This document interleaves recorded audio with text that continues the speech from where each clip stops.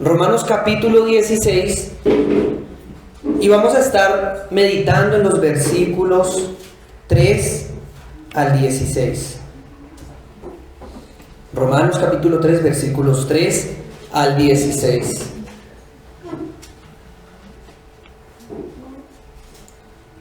¿Me confirman, mis hermanos? Amén.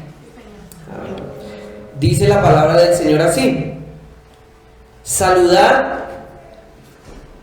a Priscila y a Aquila, mis colaboradores en Cristo Jesús, que expusieron su vida por mí, a los cuales no solo yo doy gracias, sino también todas las iglesias de los gentiles. Saludad también a la iglesia de su casa. Saludad a Epeneto, amado mío, que es el primer fruto de Acaya para Cristo. Saludad a María, la cual ha trabajado mucho entre vosotros. Saludad a Andrónico y a Junias, mis parientes y compañeros de prisiones, los cuales son muy estimados entre los apóstoles y que también fueron antes de mí en Cristo. Saludad a Amplias, amado mío en el Señor. Saludad a Urbano, nuestro colaborador en Cristo Jesús, y a Estaquis, amado mío. Saludad a Apeles, aprobado en Cristo. Saludad a los de la casa de Aristóbulo. Saludad a Herodión, mi pariente. Saludad a los de la casa de Narciso, los cuales están en el Señor. Saludad a Trifena y a Trifosa, las cuales trabajan en el Señor. Saludad a la amada Pérsida, la cual ha trabajado mucho en el Señor. Saludad a Rufo, escogido en el Señor, y a su madre y mía. Saludad a Asíncrito, a Flegonte, a Hermas, a Patrobas, a Hermes y a los hermanos que están con ellos. Saludad a Filólogo, a Julia, a Nereo y a su hermana, a Olimpas y a todos los santos que están con ellos. Saludaos los unos a los otros con ósculo santo. Os saludan todas las iglesias de Cristo. Amén.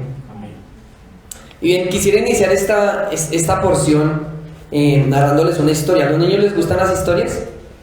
¿Sí? Bueno, esta historia me la contó una maestra. Yo estaba en cuarto de primaria más o menos. No hace mucho. Y ella nos narraba una historia de una familia que era muy humilde, muy humilde, muy bajos recursos. Tenían una finquita. Ellos vivían de ordeñar vaquitas por ahí, pues no tenían muchas vaquitas tampoco, como para el gasto, dicen por ahí. Cultivaban sus tierritas, cuidaban unas ovejitas. Resulta que los niños de esa familia tenían allá en la finca un lugar muy especial, en donde ellos iban y jugaban. Ese lugar especial era como un morrito, una montaña. Y siempre ellos iban allá a jugar a la misma montaña. Pasaban miles de veces, jugaban a las cogidas, a las escondidas, a todo lo que se les ocurriera allá en ese lugar especial, en esa montañita. Bueno, un día crecieron esos niños y ya pasó su niñez, su adolescencia, se fueron de la casa y ya los papás envejecieron, se hicieron abuelitos y un día pues desafortunadamente murieron. Bueno, los hijos, ya los padres mueren, ya pues no tienen un motivo para visitar allá la finquita, solo llegan, cuando llegaban se acordaban de la montañita y solamente veían la montañita y como esos recuerdos llegaban a sus vidas. Deciden vender la finquita y un día les sale el comprador, efectivamente hacen negocio, reparten el dinero de la herencia y listo. Al poco tiempo se enteran que de esa montañita, donde siempre se la pasaban, jugaban, andaban una y otra vez, se encontraba un valiosísimo tesoro. En esa montañita habían unos minerales, había una riqueza grandísima escondida. Imagínense lo que ellos dijeron, todas las necesidades que pasamos y no sabíamos que debajo de la casa, de la finca, había semejante riqueza. Pero efectivamente el que compró la finca fue más observador y dio con ese tesoro. Bien, pues ¿cómo quedaron ellos? Atónitos, quedaron decepcionados, como diciendo, la próxima vez me voy a comprar una finca y voy a mirar las montañitas, ahora sí voy a fijarme en las montañitas. Bien, Pues algo así nos pasa con este pasaje, mis amados hermanos. Muchas veces cuando lo hemos leído, como que no le veíamos mucha cosa. ¿Cuántas veces algunos de ustedes han leído este capítulo 16? Como que no le veíamos mucha cosa. Un poco de nombres aburridos, un poco de saludos a un poco de gente, una cantidad de personas, como que lo pasamos por alto. Tal vez, muchas veces llegamos a juguetear con el pasaje por encima, saltábamos por encima, pero como que cuando pasábamos ya decíamos, vamos para adelante, siguiente carta. Ya. Mis hermanos, dicho esto, es mi intención que hoy podamos ver este pasaje como ese señor que compró la finca. Que Dios, al haber inspirado a través del apóstol Pablo esta porción, realmente quería que extrajéramos ese tesoro y nuestras vidas tuvieran una gran bendición. Decía Crisóstomo, un escritor de la antigüedad, miren lo que decía: creo que muchos, y está hablando de este pasaje, ¿no? Es un comentario de esta porción. Miren, creo que muchos, incluso de aquellos que tienen apariencia de ser hombres extremadamente buenos, se apresuran a saltear rápidamente esta parte de la epístola como superflua. Sin embargo, las personas que funden oro tienen sumo cuidado hasta con los fragmentos más pequeños. Hoy, por supuesto, mis hermanos, estamos frente a esos tesoros preciados detrás de unas salutaciones finales. Ese es el título de nuestro sermón. Tesoros preciados detrás de unas salutaciones. Salutaciones significa saludos finales. Estos nombres de estos hermanos, ¿sí?, que encontramos acá, son esos tesoros preciados, de los cuales podemos aprender acerca de la obra que puede hacer Dios en las vidas de unas personas. Una obra a través del Espíritu Santo que transforma hasta el más vil pecador. Ellos, al igual que nosotros, miren, pongámonos en la posición de Roma y comparémonos aquí. Al igual que nosotros, han venido escuchando desde el capítulo 1 en adelante pacientemente esa carta. Ellos han aprendido de la justificación, al igual que nosotros también hemos aprendido de la justificación, ¿sí? Han aprendido acerca de la regeneración, han aprendido acerca de cómo Dios santifica o transforma a una persona a lo largo de toda su vida, lo santifica.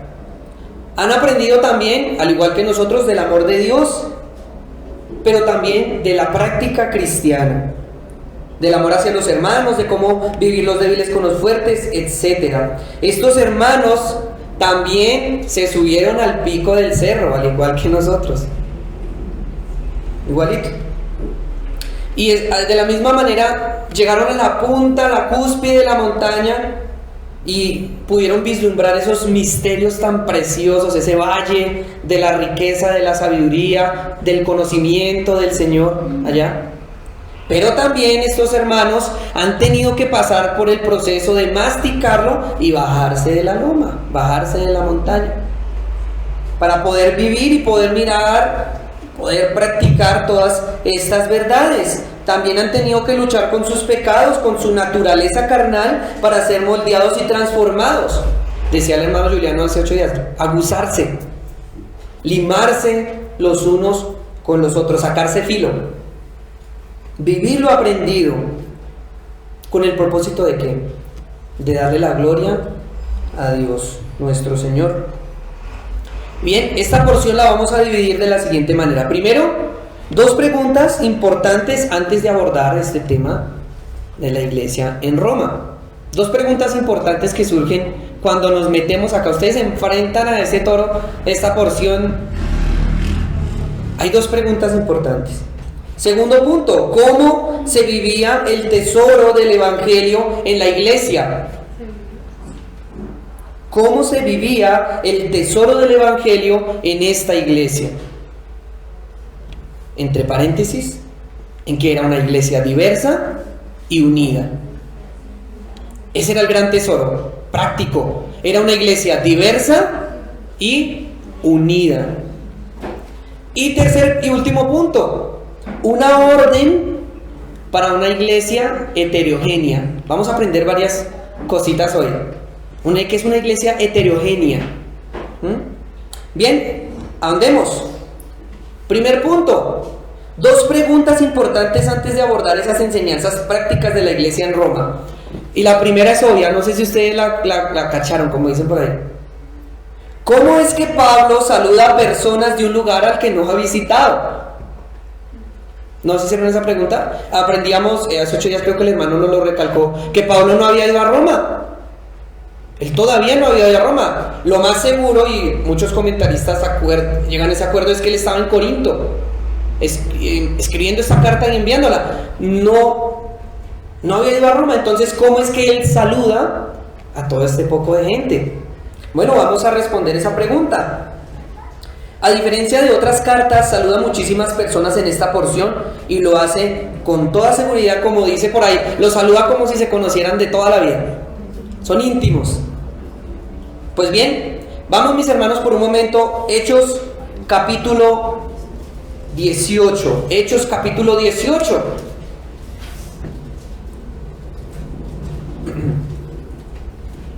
Hechos capítulo 18 dice así: después de estas cosas, Pablo salió de Atenas y fue a Corinto, y halló allá un judío llamado Aquila, natural del Ponto, recién venido de Italia, con Priscila, su mujer. Por cuanto Claudio había mandado que todos los judíos saliesen de Roma, fue a ellos, y como era del mismo oficio, se quedó con ellos y trabajaban juntos, pues el oficio de ellos era hacer tiendas. ¿Sí vieron dos nombres a los que saludó allí? Aquila y Priscila, o Priscila y Aquila. Miren, sí conocía a dos de esas personas. Allá en Corinto conoció a Priscila y Aquila, que eran judíos. En este contexto, antes de enviar esta carta, resulta que había un emperador. Miren, esto también es una parte de una historia, niños. Había un emperador que se llamaba Claudio. Era muy malo, dicen por ahí dicho, más malo que Caín. Muy malo.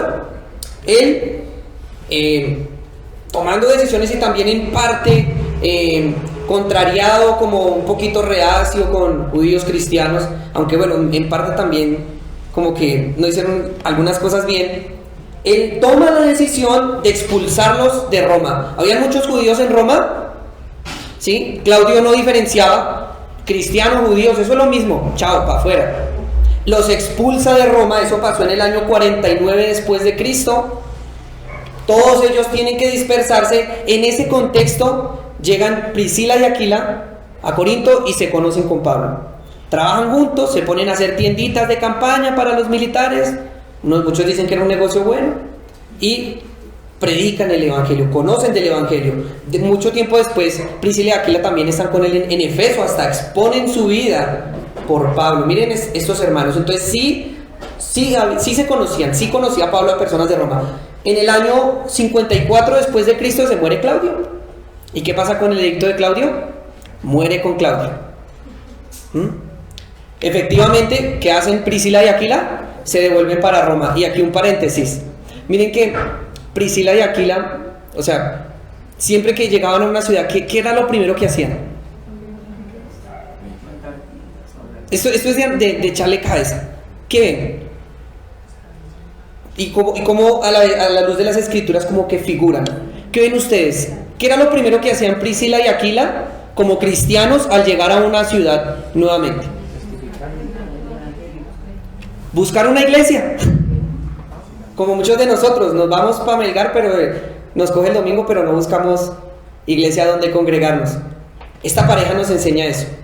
Lo primero que hacían Priscila y Aquila era buscar una congregación. Llegaron a Corinto, se reunían con Pablo en Efeso, congregados, y lo estamos viendo que la Biblia lo dice, no es que nos lo estamos inventando. Siempre Priscila y Aquila figurando, sirviendo, congregándose, dando de sus dones para con la iglesia. Unos buenos hermanos. ¿Sí ven cómo empezamos a extraer tesoros de esa montañita donde siempre le brincamos por encima? Bien, así es como se conocían, esta conexión Priscila y Aquila. Así como esta pareja, también mis hermanos, parece que habían más hermanos viviendo el mismo contexto. Entonces, Conclusión, sí conocía a hermanos radicados en Roma, ya los conocía. Y a los que no conocía, los mencionaba gracias a las referencias que escuchaba. Entonces como que no, mire, digamos Pablo preguntando, ¿no? ¿Cómo va la iglesia en Roma? Entonces los que ya conocían, no, estos hermanos están así, hay un hermano que se llama así, de esta manera, y es un buen servidor. Pablo tenía referencias, por eso es que Pablo, con toda seguridad y firmeza, saluda. ¿Listo? ¿Claro hasta ahí todos? Perfecto. Segunda pregunta, rápidamente. ¿Por qué lo hace? ¿Por qué saluda a tanta gente? Sí, claro que sí, los ama, claro que sí. Pero ¿cuál será ese objetivo de saludar a tantos? Pues bien, Pablo lo hace para que los que, y esto es importante, para que los que no lo conocen también tengan esas referencias de él por medio de los que sí lo conocen y dan testimonio de él. Recordemos que una carta de un apóstol tenía una autoridad muy grande dentro de las iglesias. Entonces me llega a mí una carta, no, es que yo soy el apóstol tal, pero yo a usted no lo conozco. Entonces, ¿cómo hacía Pablo para que los que no lo conocían dijeran, ah, sí, esta carta tiene autoridad y las enseñanzas aquí escritas son inspiración de parte de Dios para mi vida? Pues solo era que le preguntaran a Priscila y Aquila y ya. Esas eran sus referencias. Podían los hermanos decir, oiga, ¿y Silas sí es apóstol? Sí, claro, él es apóstol del Señor, vivimos esto y esto, vimos los milagros, vimos esto. También contextualizando un poquito la historia con todo esto que estamos viendo, ¿sí? Nos damos de cuenta que el Señor es soberano. En su providencia el Señor mueve todas las fichas. Si nosotros miramos toda la historia de la iglesia, todo el transcurso de la historia, podemos considerar solamente una cosa: Dios es soberano, Dios es providencial. Y en este caso, mis hermanos, incluso para enviar esta carta y que tuviera suficiente autoridad para que todos estos que están saludando la concibiesen, miren todo lo que tuvo que pasar. Claudio expulsa un poco de judíos, se convierten, se les predica el evangelio a muchos de ellos, regresan a Roma y llegan estas referencias. El Señor cumple sus propósitos. Otra perla, una esmeraldita. El Señor cumple sus propósitos y lo estamos viendo aquí evidenciados en la vida de hermanos de a pie, como Priscila y Aquila, como su Mercedes y como yo. El Señor cumple sus propósitos. Bien, segundo punto. Vamos a ir rapidito. ¿Cómo se vivía el tesoro del evangelio en esta iglesia en Roma? ¿Cómo era que lo vivían? La respuesta es en que era una iglesia diversa y unida. Son dos cosas difíciles. Diversidad con unidad. Ay, Dios mío. Sí. La iglesia en Roma era realmente diversa, mis hermanos. Habían esclavos, habían libres, habían hombres, mujeres, habían personas de distinta nacionalidad, distinta raza, habían judíos, gentiles, habían celotes, que eran como guerrilleros, y habían publicanos que camellaban o trabajaban cobrando impuestos para el imperio romano. Totalmente diferentes. De su raza, como hemos visto, la iglesia estaba compuesta por judíos y gentiles. Esto lo confirma la lista. Priscila y Aquila eran cristianos judíos, al igual que sus parientes o sus singénesis. Lo vemos en el versículo 7. ¿Quién está por ahí en el versículo 7? ¿Qué hermano? Andrónico y Junias. Mis parientes y mis compañeros. Muy bien. Singénesis. Bueno, hay que hacer una aclaración. Cuando dice aquí pariente, estamos extrayendo todas las perlas, ¿vale? Cuando dice paréntesis viene esa palabra singénesis. Es decir, estos parientes es el mismo uso del vocabulario que utiliza Pablo, espero estarme expresando bien, que hace en Romanos 9:3, cuando dice: porque deseara yo mismo ser anatema, separado de Cristo por amor de mis hermanos, los que son mis parientes según la carne. Es decir, no es que fueran, no es que es mi tío, no, eran los parientes según la carne, eran sus singénesis, ¿sí? Andrónico y Junias también. Vemos esa referencia, miren. ¿Sí? Eso es para que también conozcamos a estos hermanos. ¿Sí ven? Llevaban vidas. Eran de carne y hueso. No podemos pasar por encima de este pasaje así. ¿Ven? Por otro lado, Amplias, versículo 8. Urbano, versículo 9. Hermes, versículo 14. Filólogo y Julia, versículo 15. Eran nombres comunes de esclavos. Eran esclavos. Por otro lado, por lo menos algunos de ellos eran libertos o libres y estaban bien conectados con gente de dinero, gente de plata. Por ejemplo, los comentaristas consideran probablemente que Aristóbulo, el que se menciona aquí, el versículo 10, mírenlo allí, Aristóbulo era nieto de Herodes el Grande y amigo del emperador Claudio, y que Narciso, el versículo 11, era nada más y nada menos que el rico y poderoso hombre libre que influenció a Claudio. ¿Sí ven? Miren el estatus, miren quién está. Eso era la crema innata. Pero miren también, estaba el hermanito Urbanito, el hermanito Hermes, el hermanito Filólogo y su esposita Julia. ¿Sí? ¿Sí ven? Y estaban en la misma iglesia, diversa. Obviamente, mis hermanos, aquí es lo más probable cuando se menciona Aristóbulo y Narciso, se hacen referencia también específicamente a quienes, dice ahí, léanlo, detallemos la esmeraldita, a los de su casa. Es decir, que en la casa de estos ricos hombres de renombre habían creyentes y estaban congregados en la iglesia. Habían también funcionarios públicos, mire, ¿sí ve? De todo un poquito. Otro hermanito por allí, para que los conozcan. Estamos, la carta nos está presentando una iglesia, entonces recibámoslos, dice el apóstol Pablo, recíbanlos, miren. Rufo, versículo 13. Rufo. ¿Quieren saber quién era Rufo? Vamos a Marcos capítulo 15, un momentico. Rufo, Marcos capítulo 15, versículo 21, un hermano que me ayuda a leer. Sigue. Y obligaron a uno que pasaba, Simón de Cirene, padre de Alejandro, y de Rufo, que venían del campo, a que le llevase la cruz. Tremendo. Miren quién era Rufo. Rufo era el hijo de Simón de Cirene, el que ayudó al Señor Jesucristo a llevar la cruz por la vía dolorosa al Calvario y a morir, como dice el himno. Ese era Rufo, hijo de Simón de Cirene. Tremendo, ¿no? Sí, una iglesia demasiado diversa. Habían hasta personas que estuvieron personalmente con el Señor Jesucristo. Miren la providencia y la soberanía de Dios al conformar una iglesia. Y yo creo lo mismo para con nuestra iglesia. ¿Cuántas cosas el Señor obró, movió, fichas, cambios políticos, económicos, sociales, cosas que nos pasaron en nuestras vidas para que llegáramos aquí? Tremendo, ¿no? La obra de Dios es muy grande. Esto es esos misterios insondables de los que hablaba el apóstol Pablo. Vivos. Ahí dicen en una frase de cajón, mira a la persona que tienes a tu lado. Allí está este tesoro de la obra de Dios. Seguimos, mis hermanos, hablando de la tan mencionada diversidad. Hoy en día, por ejemplo, tenemos las mujeres. Muchísimas mujeres. Para los que dicen que Pablo era un machista, miren cómo habla de las hermanas.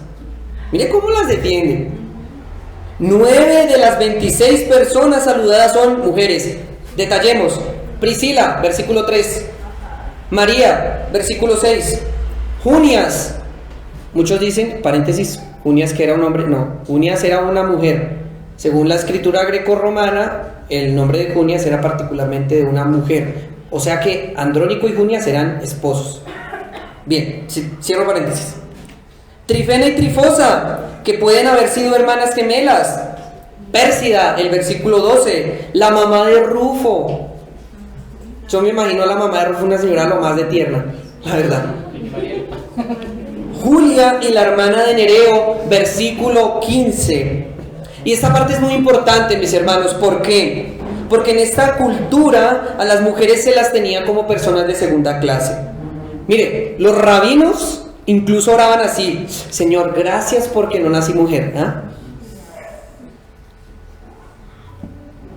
Menosprecio.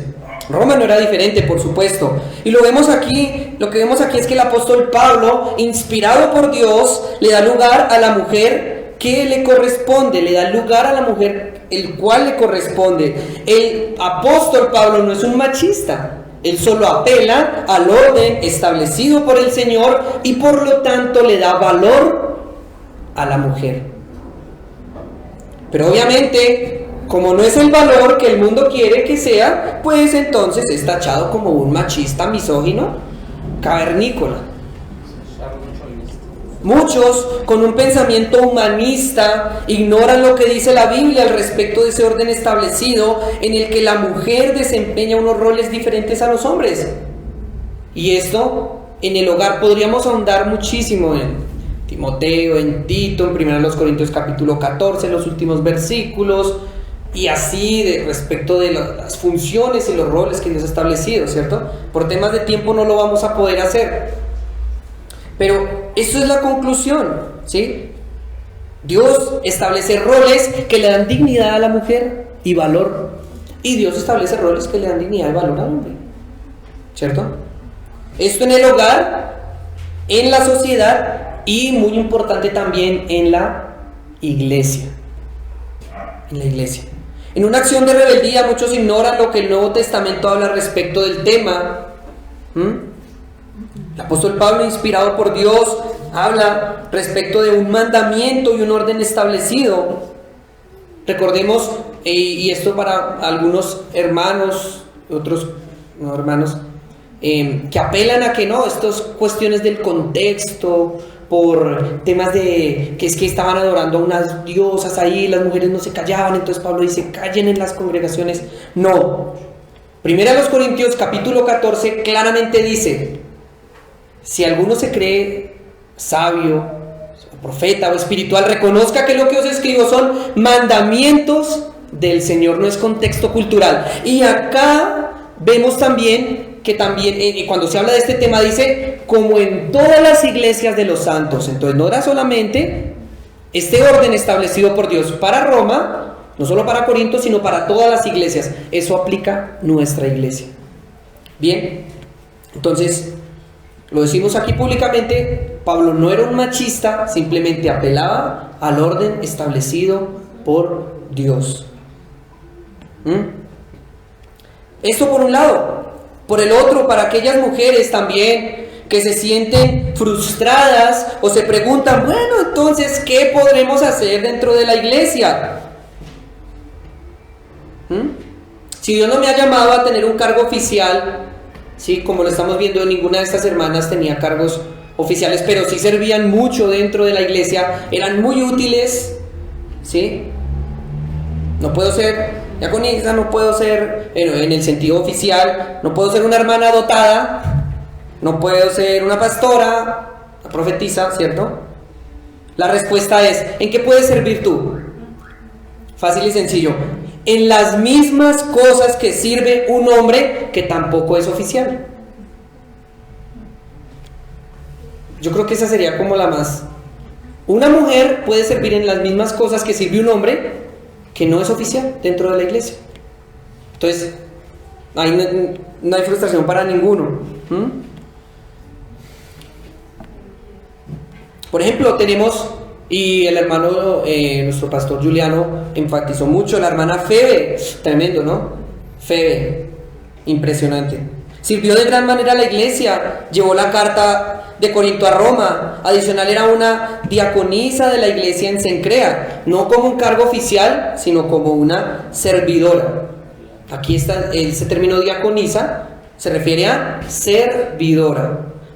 Si vamos a hablar de los roles de los diáconos, vamos a Timoteo, etc., ¿cierto?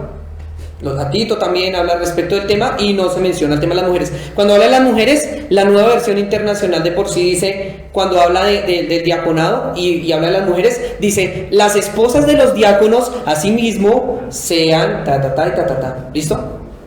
Eso para tenerlo claro y presente. Entonces, esta era una diaconisa, una servidora, y dice Pablo, por lo que ha ayudado y ha sido como una prostatis, una benefactora, y hasta económicamente la hermana, Pablo la recomienda y muestra a las demás mujeres cómo sí pueden servir, y asimismo, como ella se ha comportado, también pide a los hermanos de Roma que la honren.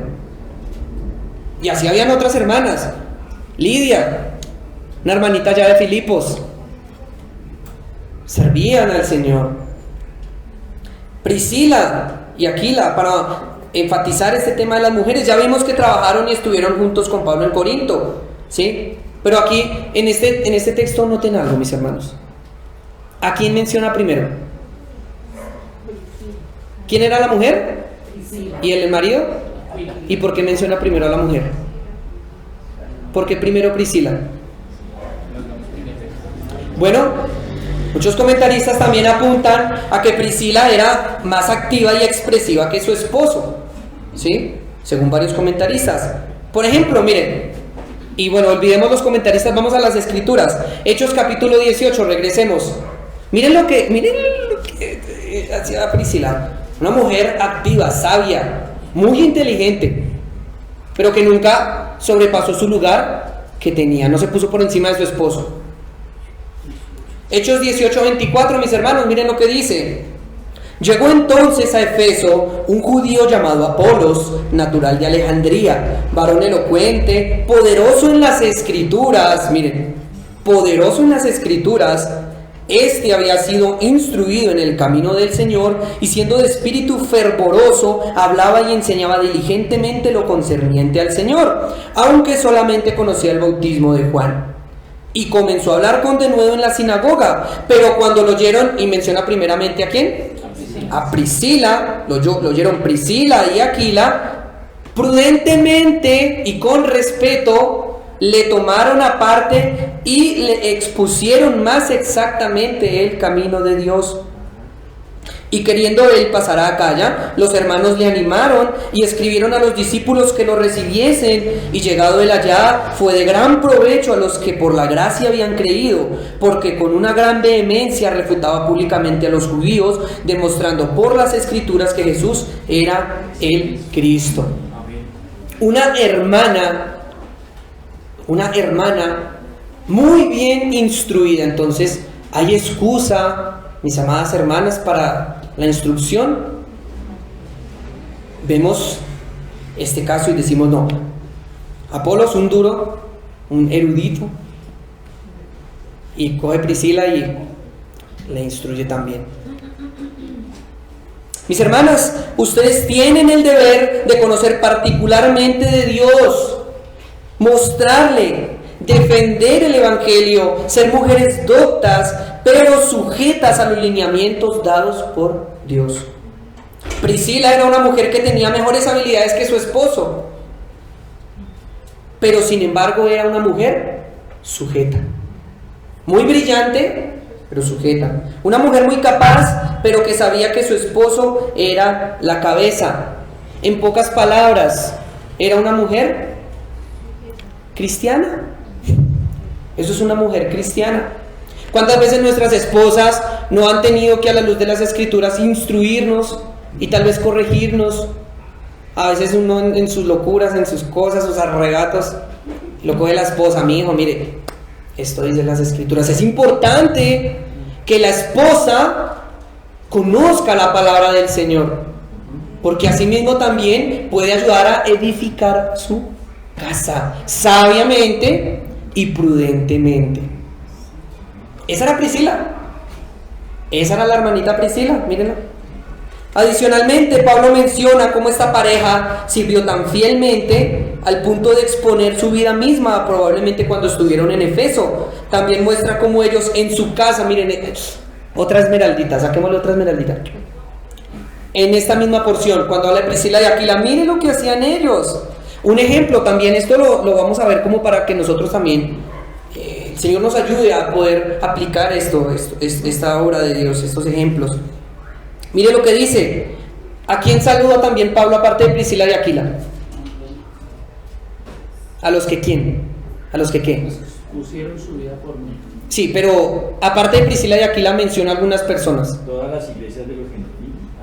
Saludan a las iglesias en su casa. Eso, a los que están en su casa. ¿Qué aprendemos de esas palabritas? a los que están en su casa. Vemos aquí, mis hermanos, un matrimonio cristiano y que sirve al Señor, que alberga y comparte las verdades del Evangelio con los que lo rodean. Por algo Pablo saluda a Priscila y Aquila y a los que están en su casa. El Evangelio del Señor Jesucristo. Tal vez esta Priscila y Aquila era de los que invitaban a tomar oncecitas así, o de los que invitaban a vecino o algunas personas a tomar onces y ahí compartían de Cristo. Esos eran Priscila y Aquila, predicando, dando testimonio oral y vívido, creo que se dice eso, y vívido de cómo el Señor transforma las vidas. Tremendo, ¿no? Más hermanos, conozcámoslos, mis hermanos. Andrónico y Junias, otra pareja. Muchos dicen que Junias era hombre, lo estaba aclarando, pero la verdad, por la escritura grecorromana, estaba relacionado con las mujeres. Este matrimonio era reconocido por los apóstoles del Señor desde ya hacía muchísimo tiempo. Eran judíos y creyentes en Cristo. Y dice Pablo que Andrónico y Junias, antes de mí.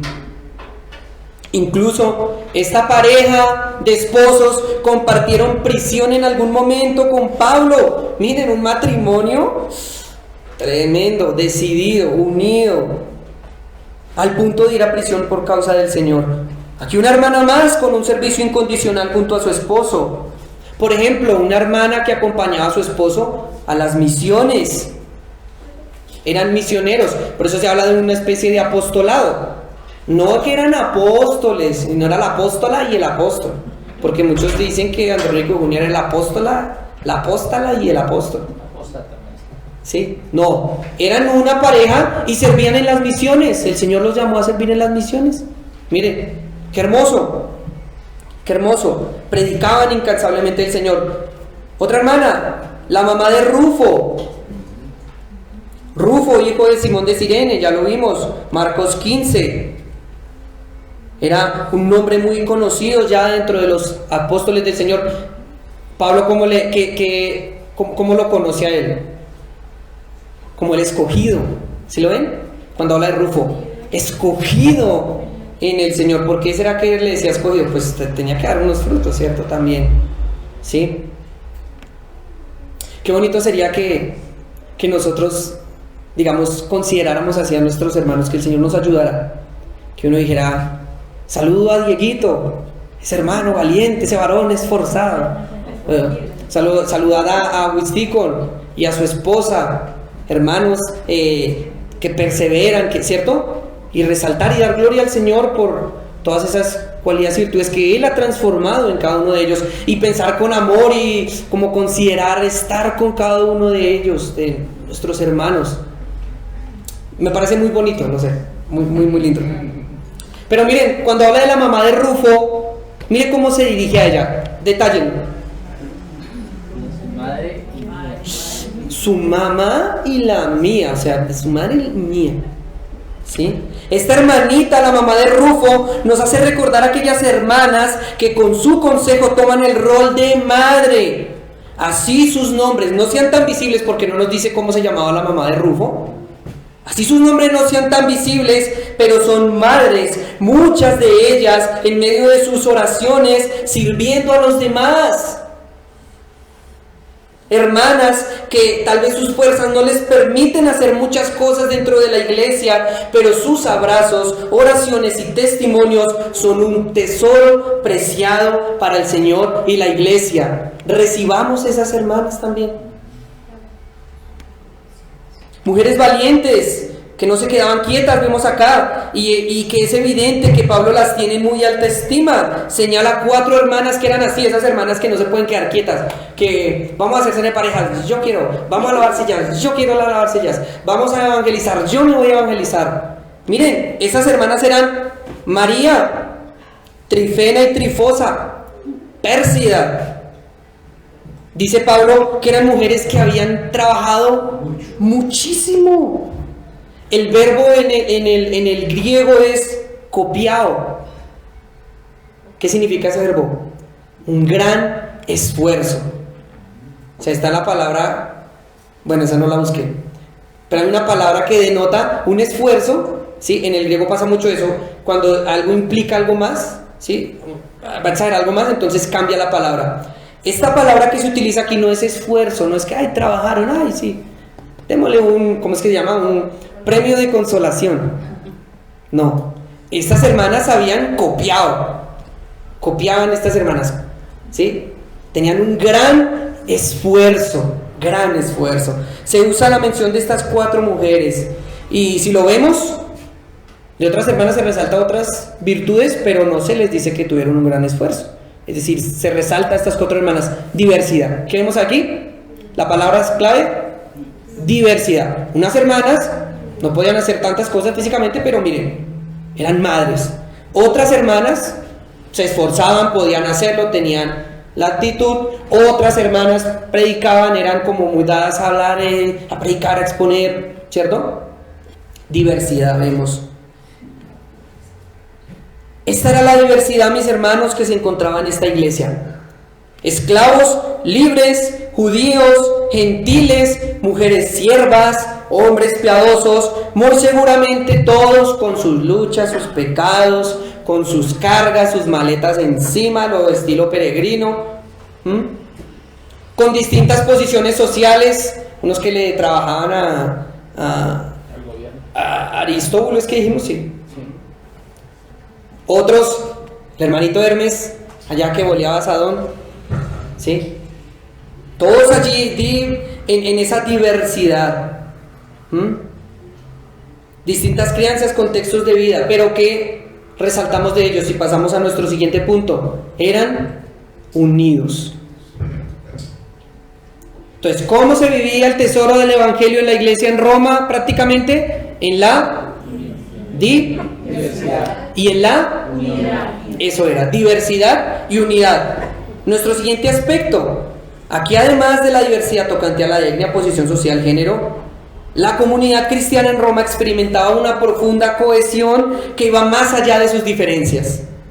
Esto se debe a que no hay distinción entre judíos y griegos, esclavos y libres, hombres y mujeres, sino que todos son uno en Cristo Jesús. Además, la lista de saludos contiene varias indicaciones de esta unidad fundamental. En 3 ocasiones, Pablo describe a sus amigos como estando en Cristo, versículo 3, versículo 9 y versículo 10. Estas son características de unidad. Mis amigos, mis amados. Una vez lo menciona como convertidos en Cristo, versículo 7. 5 veces en el Señor, miren, eran unidos en Cristo. Versículo 8, versículo 11, 2 veces en el versículo 12 y el versículo 3. También emplea un lenguaje de parentesco al referirse la hermana, el hermano. Lo hace en el versículo 1 y lo hace en el versículo 14. Adicionalmente, mis hermanos, el apóstol no duda en expresar afecto hacia algunas personas al llamarlo querido. ¿Sí ven? Versículos 5, 8, 9 y 12. Menciona 2 experiencias también que recalcaban esa unidad. Fueron compañeros de trabajo, versículos 3 y 9. Fueron compañeros de sufrimiento, en el versículo 4 y el versículo 7. ¿Qué características son estos? De la unidad. Muy seguramente, y hubiera sido lo más cómodo para algunos, es que se hubiera hecho una iglesia para los libres. No, vamos a hacer una iglesia para los ricos. Aquí, en la otra cuadra, la iglesia de los pobres. Aquí, la iglesia de los que trabajan para el gobierno. Al otro lado, la iglesia de los de izquierda, y al otro lado, la de los de la derecha. Recuerden que dan celotes y publicanos. Una iglesia para solo mujeres. Una iglesia donde no necesitan hombres, que es una frase de moda hoy en día. No necesitamos los hombres. Entonces, allá, si hubiera sido así, si Dios lo estableciera así, entonces, una iglesia para mujeres. Una iglesia para solo hombres. Es que las mujeres, solo hombres. Tampoco. Donde la mujer no. Y sí lo hay. Algunas congregaciones de pronto ya muy ascetas, muy extremistas, una mujer no puede, mejor dicho, nada, no. El Señor no ha llamado a eso. No ha llamado a eso, tampoco, es un extremo. Si lo pensamos así, si hubiera sido así, esa no hubiera sido la iglesia real de Jesucristo. En esta iglesia, por el contrario, encontramos ricos y pobres adorando a Dios juntos. Imagínense. Encontramos a judíos, y piensen en un judío en su contexto, como que siempre vio la adoración de los gentiles como que, uy, no, esto es lo peor que le puede pasar al planeta. Imagínense un judío adorando a Dios con un gentil. Un celote adorando con un publicano. Un esclavo y preso adorando a Dios con un liberto o un libre. Mis hermanos, esa es la obra de Dios. Esa es la iglesia de Dios. Es muy importante, mis hermanos, que tienen que converger la diversidad de la iglesia con la unidad de la iglesia. Ese es el tesoro práctico que nos deja esta porción. Entender eso. Somos una iglesia diversa, sí. Hombre, pues pensamos diferente, muchas cosas, somos diferentes, crianzas diferentes. Unos hermanos tienen más recursos, otros no. Bueno, iglesia diversa, pero también una iglesia unida. No podemos concebir la iglesia o una idea de iglesia sin estos dos factores, la diversidad y la unidad. Es en este entorno en donde realmente somos enriquecidos y santificados. Es en este contexto de la diversidad y la unidad donde yo me puedo aguzar realmente con mi hermano, donde puedo moldear mi carácter, donde puedo renunciar a mi orgullo, al yo. Es aquí, en esa iglesia heterogénea, donde somos tan diferentes que el Señor se glorifica al llamarnos pueblo mío. Dicen por ahí, y es un dicho y es verdad, lo homogéneo no produce fruto. No quiero utilizar otra palabra. Dos partes iguales no producen fruto. Bueno, más abiertamente, dos hombres nunca podrán producir fruto. Nunca. Algo homogéneo no, pero lo heterogéneo sí.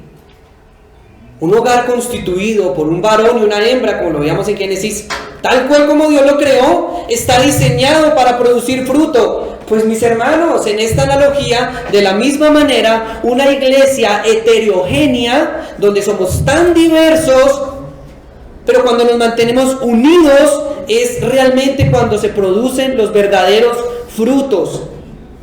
Mis amados, miren, le doy gloria a Dios por cada uno de ustedes, porque el Señor a mí personalmente me ha moldeado a través de sus vidas, me ha usado. El Señor ha dado fruto en mi vida y le doy la gloria a Él, porque evidentemente en medio de mi congregación, donde somos tan diversos, tan heterogéneos, he podido crecer, y lo puedo decir dándole la gloria a Dios. Y espero, y lo bueno es que en esa diversidad y en esa unidad, cada uno de nosotros podamos ver eso. La idea no es, somos diferentes, apartémonos, sino converjamos juntos y crezcamos, seamos edificados, con respeto, con sabiduría, obviamente, con prudencia, teniendo, miren, incluyan aquí, metan en la mochila todo lo que hemos aprendido, teniendo presente la conciencia, hermano débil, hermano fuerte, ¿cierto? El amor entre los hermanos. Recordemos que ese hermano que está a tu lado también es justificado.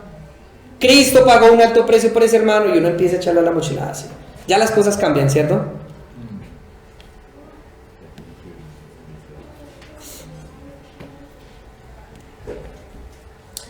Si fuera así, que todos tendríamos que ser iguales, no diversos, en experiencias, en llamados, en dones. Si todos fuéramos mano, miren todas las analogías que tiene la Biblia. Si todos somos ojo, si todos somos cabeza, la pregunta es, ¿será edificada la iglesia?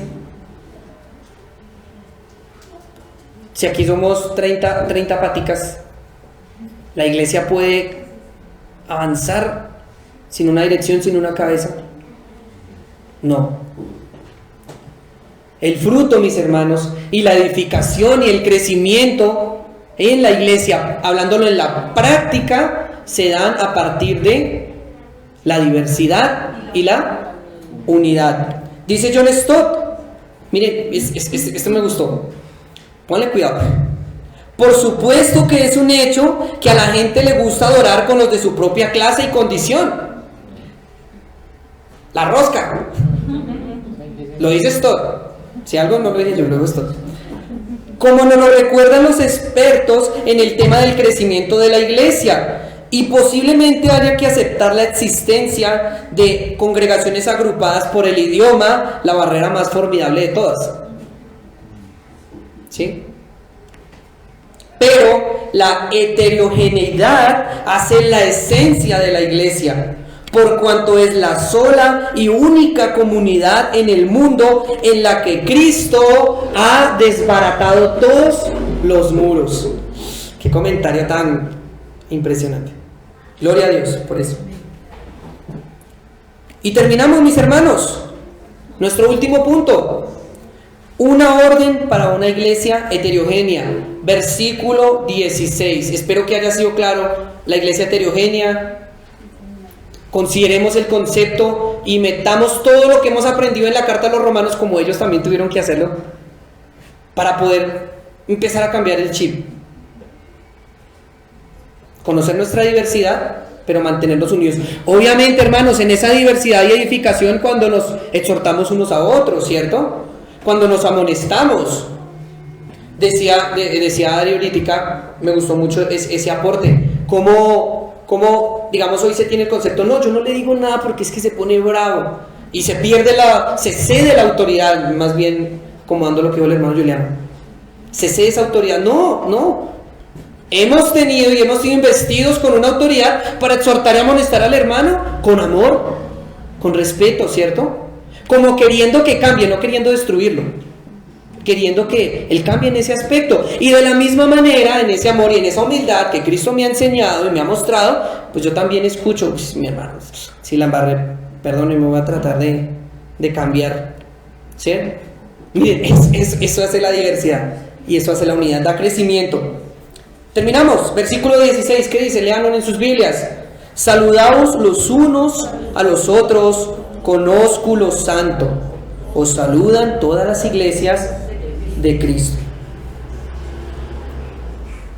El apóstol Pablo ordena diciendo, salúdense con un besito santo, para que me entiendan mejor, con un beso fraternal respetuoso, con un ósculo de paz. Eso es lo que quiere decir.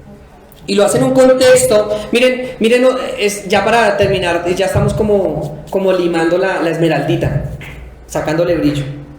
Miren, Pablo dice estas palabras en un contexto en donde solo se hacía eso entre familias cosanguíneas.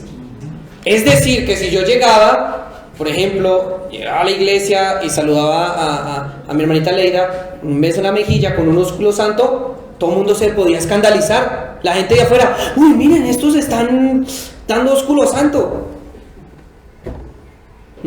Ese era el contexto. Solo se daba en un contexto de familia y era un sentimiento muy entrañable.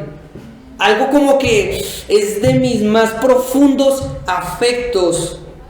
El ósculo santo se le daba al papá, a la mamá, al hijo y así. Pero un vecino o alguien que no es de mi familia, no va. Era un gesto demasiado entrañable. Sin embargo, la iglesia en Roma, al escuchar esta carta, debía reflexionar y cambiar la manera en la que veía a sus hermanos en la fe. Entonces, llegaba el hermanito, ese ya no es el gentilcito de por ahí, es mi familia. Ya no es el esclavo que me trabaja, es mi familia. Ya no es ese amo que, ese amo es todo negrero. No, es mi hermano en Cristo. Ya no es la mujer en el contexto de los romanos, ¿cierto? Ya vimos qué pensaban. o de los rabinos. No, es una hermana y es coheredera juntamente con Cristo. Amén. Tengo 4 citas que hablan respecto del ósculo santo. No las vamos a poder leer. Primera a los Corintios 16:20. En la iglesia de Corintios, ¿sí que eso era para todas las iglesias?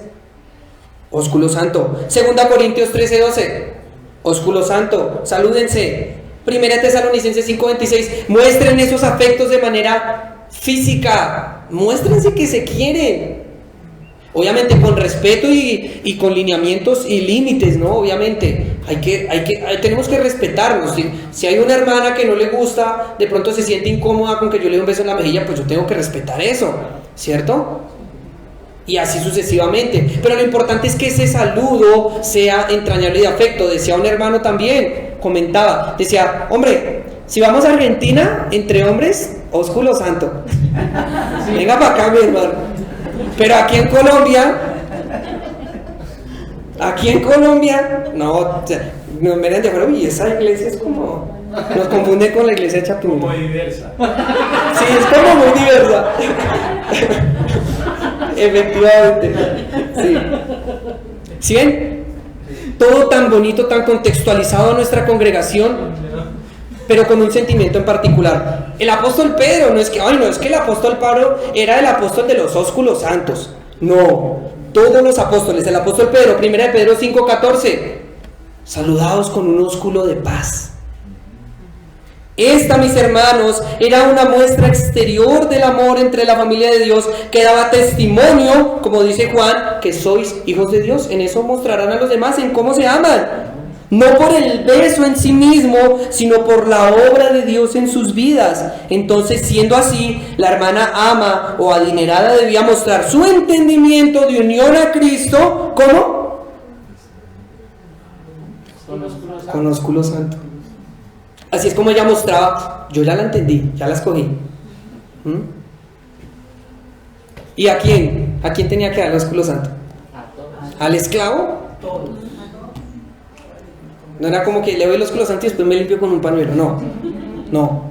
Entrañable. ¿Cómo? Y repito, un judío saludando con ósculo santo a un gentil. Es que, póngalo duro, es que no era fácil. Eso está complicada. Y así sucesivamente. Vemos la obra de Cristo como tiene el poder de transformar las vidas del más vil pecador, dice Pablo, de entre los cuales yo soy el primero. Impresionante. Para concluir, mis amados hermanos, queridos hermanos, hoy nosotros debemos crecer en el entendimiento de la familia que Dios nos ha entregado. Yo no llegué aquí por casualidad. Miren, Priscila y Aquila no llegaron a Roma porque sí ni a Corinto. Dios nos puso aquí. Y muchos dicen, no, pero es que yo no escogí mi familia. Dicen muchos, ¿cierto? Yo no escogí mi papá. Bueno, el Señor en su sabiduría puso en esta iglesia a los hermanos que tenía que poner y los estableció. Y Dios sabía que Ferchito me iba a moldear mi carácter, que el hermano Juliano me iba a enseñar muchas cosas, sabía que Gustico me iba a aportar a mi vida, y así entre todos, ¿cierto? Dios ya sabía cómo la vida del otro hermano también iba a forjar y edificar, ¿cierto? Veamos esta iglesia como la familia de Dios, diversa y unida, la cual Dios nos ha entregado. Es que Dios nos la puso. Estos, mis hermanos, son los tesoros preciados por el Señor detrás de estas salutaciones o saludos de Pablo. Y aquí en medio nuestro, el que está a nuestro lado es uno de esos tesoros preciados del Señor, los cuales Él ama y se ha dado por ellos. Son hermanos de carne y hueso. ¿Diferente a mí? Sí, por supuesto. Con luchas, caracteres diferentes, pensamientos, estatus social, intelectual. Bueno, afortunadamente aquí todos somos colombianos. ¿Sí? Entonces, porque no, créanme mis hermanos que, digamos, converger con una persona de otra nacionalidad en sus culturas, en sus pensamientos, ¿sí? De pronto, y no sé, el Señor pueda que un día ponga en nuestra congregación a un hermano venezolano, por ejemplo. ¿Y qué tenemos que hacer? Venga para acá, sí, con ósculo santo. ¿sí? Recibirlo y edificarle, o de cualquier país, de Argentina, de donde sea, puede ser. Esto nos enseña que, como decía el apóstol Pablo, no tenemos que deberle a nadie nada, solamente que el amarnos. No le damos a nadie nada, solo consideremos que yo tengo con mi hermano, el que tengo a mi lado, una deuda de amor impresionante. Todos nosotros reconociendo y aceptando nuestra diversidad, pero en Cristo y por Cristo uniéndonos cada vez más. ¿Para qué? Para que asimismo un día ya dejemos de ser parte de la iglesia militante, y eso es un concepto también nuevo para que lo aprendamos. Nosotros hoy somos la iglesia militante, ¿sí? Somos una iglesia heterogénea, diversa y unida, pero somos una iglesia también militante, es decir, físicamente estamos vivos, ¿sí? Militamos, caminamos en este contexto, pero también recordemos que vamos a formar parte de lo que se denomina la iglesia triunfante. La iglesia triunfante. Y quisiera que todos termináramos esta porción leyendo en ese momento cuando nos vamos a reunir todos como iglesia triunfante, y va a ver que en tantas diferencias ahí vamos a estar, los hijos de Dios. Apocalipsis capítulo 7 versículo 9.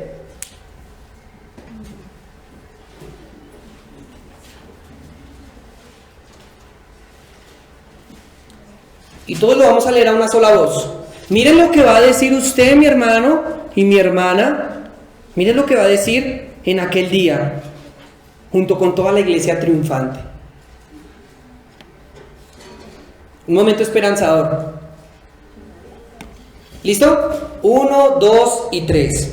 Después de esto miré, y he aquí una gran multitud, la cual nadie podía contar, de todas naciones y tribus y pueblos y lenguas, que estaban delante del trono y en la presencia del Cordero, vestidos de ropas blancas y con palmas en la mano. Y clamaban a gran voz, duro: la salvación pertenece a nuestro Dios, que está sentado en el trono y al Cordero. Y todos los ángeles estaban en pie alrededor del trono y de los ancianos y de los 4 seres vivientes. Pausa. ¿Qué estaban haciendo los 4 seres vivientes? La adoración celestial. Lo que hacía la iglesia de Roma unos con otros, estaban adorando. Lo que hacemos hoy, ustedes y mi persona, estamos adorando. Y continuamos. Y de los 4 seres vivientes, y se postraron sobre sus rostros delante del trono y adoraron a Dios diciendo: amén, la bendición y la gloria y la sabiduría y la acción de gracias y la honra y el poder y la fortaleza sean a nuestro Dios por los siglos de los siglos. Amén.